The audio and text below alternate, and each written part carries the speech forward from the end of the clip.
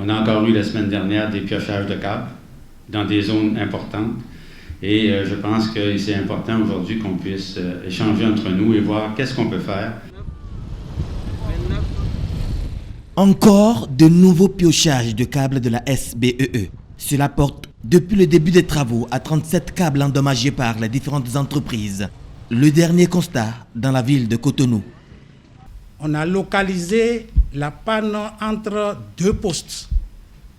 Et quand on l'a localisé, on a commencé par fouiller. C'est comme ça qu'on a compris. Entre un peu avant Carrefour, 3 banques, des ouvriers étaient en train de travailler et ils ont pioché notre câble. C'est nous qui avons fait les recherches, c'est nous qui avons trouvé, personne ne nous a informés. 2 heures de temps après. Et quand on a fait le constat, on est allé au magasin pour chercher les boîtes de jonction. Parce que c'est des câbles moyenne tension, il faut faire la jonction par ces boîtes-là. Nous avons commencé toujours un dimanche par réaliser ces boîtes. Et on a terminé les travaux. 1 heure de temps après, ça fait 3 heures. 2 heures de recherche, 1 heure de travaux, ça fait 3 heures. Et on a réalimenté. C'est après 3 heures que tout le monde a l'électricité. Même le président de la République. Dans un temps, je suis sûr qu'on vous a appelé pour vous dire qu'on n'a pas le courant. Il arrive qu'on passe des heures à rechercher et chercher une panne. Et là où le câble est peut-être à 1,50 m dans l'eau, ce n'est pas aisé.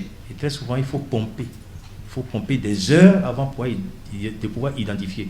Le dernier cas qui s'est produit, heureusement, on a réussi à dépanner. Mais j'avoue que le câble n'est pas encore réparé parce qu'on avait la chance d'avoir une autre ligne de secours qui nous a permis de réalimenter.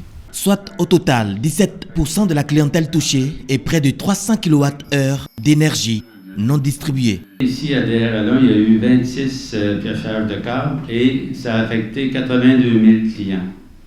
À DRL2, il y a eu 2 piochages de câbles pour 8 000 clients affectés.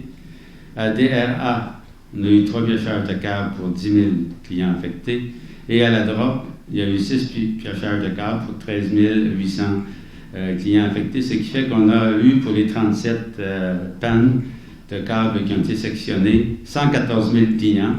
Donc, ça représente, vous voyez, beaucoup de clients parce qu'on a 600 quelques mille clients à la SB2E dans tout le pays.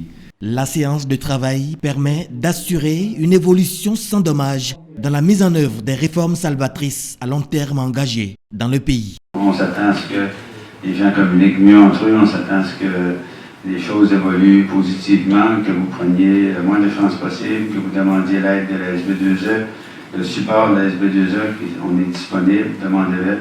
Et s'il y a quelque chose qui ne va pas, vous nous dites immédiatement, s'il vous plaît, pour faire en sorte qu'on ait le moins de bruit possible sur le réseau souterrain de la SB2E. Ce que moi j'ai retenu par rapport aux engagements, c'est de prendre soin du réseau de la SB2E, c'est-à-dire avant de travailler, de communiquer, d'informer la SB2E, de procéder au sondage, de faire tous ces travaux-là en présence en fait des agents de la SB2E afin d'éviter les différentes casses. Ce qui aujourd'hui à retenir, c'est que nous faisons beaucoup plus attention.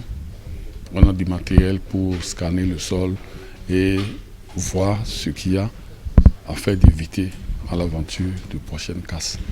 Nos ouvriers sont sensibilisés dans ce domaine et nous pensons qu'il y a la collaboration entre nous, la SB2E. Chaque fois on les appelle. Depuis un certain temps, on a installé les points focaux qui étaient là. Ça a été renforcé. On les appelle, on les prévient. S'il y a des coupures à faire, ils sont systématiquement prévenus.